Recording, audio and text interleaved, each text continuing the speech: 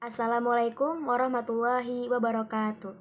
Rabbi shrahli sadri wa yassir li amri wal 'uqdatam min lisani yafqahu qawli. Selamat pagi, salam sejahtera untuk kita semua. Sebelumnya, saya ucapkan terima kasih kepada Bapak dosen Muhammad Nur Hasan atas kesempatan pada pagi hari ini. Sebelumnya, perkenalkan nama saya Mauratun Zikra dari jurusan Ilmu Al-Quran dan Tafsir, mahasiswa UIN Syarif Hidayatullah Jakarta.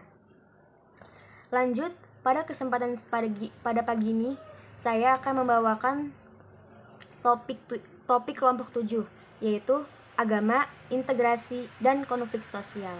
Namun, sebelum saya menjelaskan materi saya mempunyai quotes, yaitu orang bijak mengatakan bahwa ilmu itu bukan apa yang dihafal, namun apa yang bermanfaat bagi diri kita dan orang lain.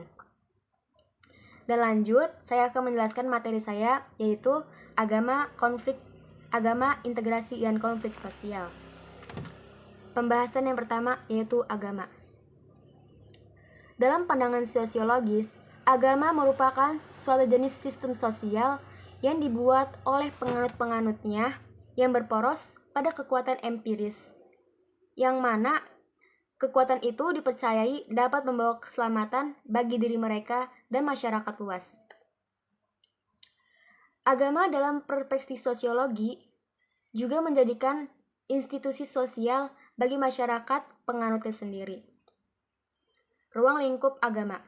Dalam sebuah ruang lingkup agama memiliki 3 inti pokok, yaitu keyakinan, peribadatan, dan sistem sosial. Keyakinan yaitu adanya kekuatan supranatural yang diyakini sebagai pengatur dan pencipta alam. Yang kedua yaitu peribadatan, di mana sebuah hubungan manusia dengan Tuhannya sebagai bentuk asas pengakuan dan ketundukannya.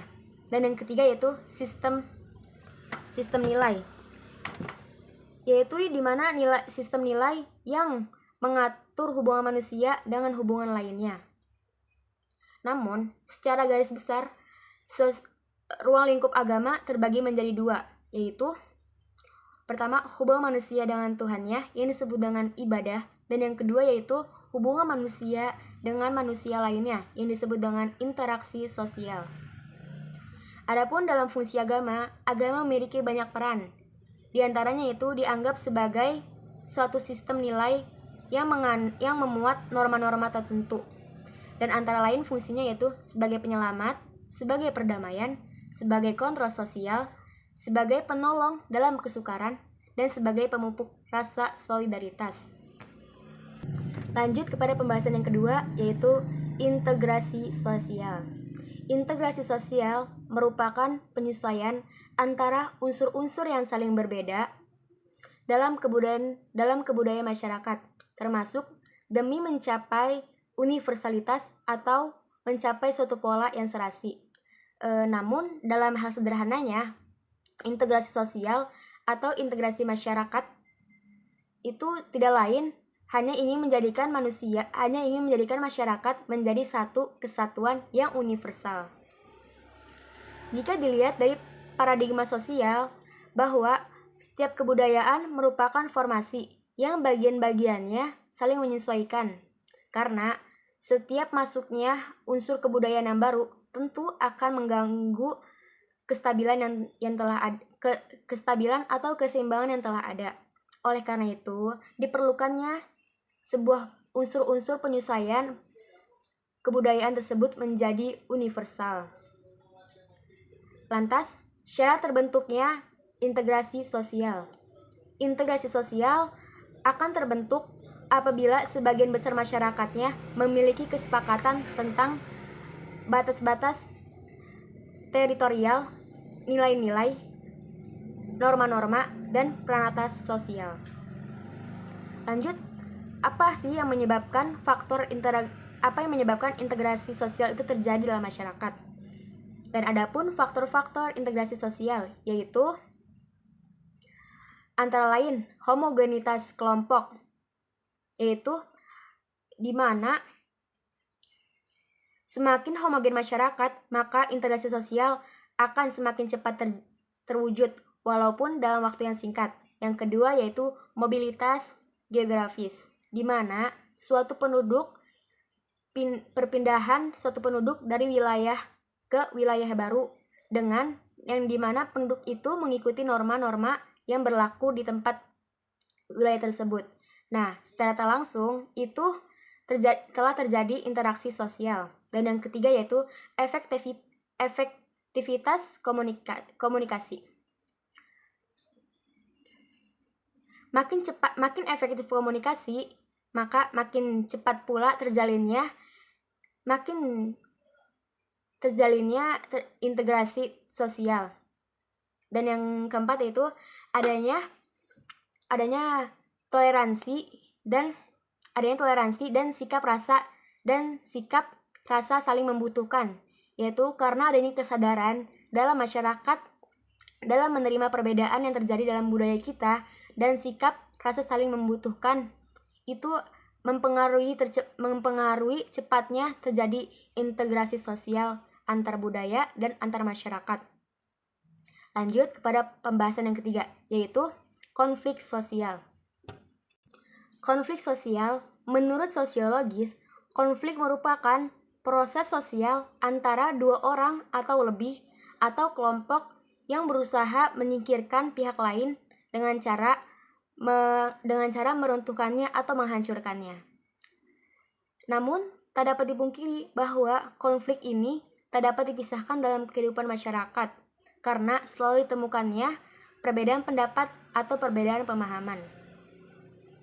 Dan karena konflik ini sudah menjadi bagian pada manusia yang bersosial dan berpolitik, dan serta menjadi pendorong dalam dinamika perubahan sosial yang berpolitik. Lanjut, adapun faktor-faktor yang menyebabkan konflik antara lain yaitu adanya perbedaan kebudayaan, adanya perbedaan kepentingan, dan adanya perubahan sosial. Perbedaan kebudayaan yaitu karena adanya perbedaan kebudayaan latar belakang yang melatar belakangi kebudayaan tersebut dan membentuk pola pikir yang berbeda-beda. Dan yang kedua yaitu adanya kepentingan, yang dimana adanya perbedaan kepentingan antar individualisme atau antar kelompok, yang dimana ini sebagai sumber utama dalam pemicu pertentangan, karena adanya kepentingan antara ekonomi, politik, dan hal lainnya. Dan yang ketiga yaitu perubahan sosial, di mana perubahan sosial itu terjadi berlangsung cepat atau lambat dan akan mengubah nilai-nilai yang ada di dalam masyarakat, seperti pendirian antar golongan dalam menyikapi sebuah perubahan yang terjadi. Namun, tidak selalu konflik itu kita pandang sebagai sisi negatif. Namun, konflik juga memiliki dampak sisi positif. Yaitu adapun sisi positif dalam konflik, yaitu dapat meningkatkan rasa solidaritas antar kelompok atau antar individual. Yang kedua yaitu sebagai sarana mencapai keseimbangan antar masyarakat. Dan yang ketiga yaitu menghidupkan norma-norma yang lama serta menciptakan norma-norma yang baru. Adapun dari sisi negatif, konflik bisa menyebabkan keretakan hubungan antara kelompok lain dengan lainnya atau individual dengan individualisme lainnya. Yang kedua yaitu dapat berubahnya sikap para individualisme. Yang ketiga yaitu munculnya dominasi yang menang ataupun yang kalah. Namun apakah konflik ini dapat diatasi? Tentu saja konflik dapat diatasi dengan berbagai banyak hal. Di antaranya yaitu dengan resolusi konflik, yaitu dengan menyelesaikan konflik melalui pemecahan masalah secara konstruktif. Namun ada upaya lain dalam mengendalikan konflik, yaitu di antaranya ada 4. Ada mediasi, arbitrasi, adjudikasi, dan konsiliasi. Yang pertama yaitu mediasi, yaitu usaha yang dilakukan tidak dengan sendiri, namun dibutuhkannya pihak lain untuk menyelesaikan dua pihak yang bertengkar. Dan yang kedua yaitu arbitrasi, yaitu bentuk pengadilan konflik sosial yang menggunakan jasa orang ketiga. Dan yang ketiga yaitu adjudikasi, yaitu dilakukan dengan cara kedua belah pihak yang berkonflik mengadukan masalah mereka ke meja hukum atau ke meja pengadilan. Dan yang keempat itu konsiliasi, yaitu cara pengendalian konflik yang prosesnya dilakukan di luar meja pengadilan. Mungkin cukup sekian penjelasan dari saya mengenai materi agama, integrasi, dan konflik sosial. Kurang lebihnya saya mohon maaf. Wabillahi taufik wal hidayah. Wassalamualaikum warahmatullahi wabarakatuh.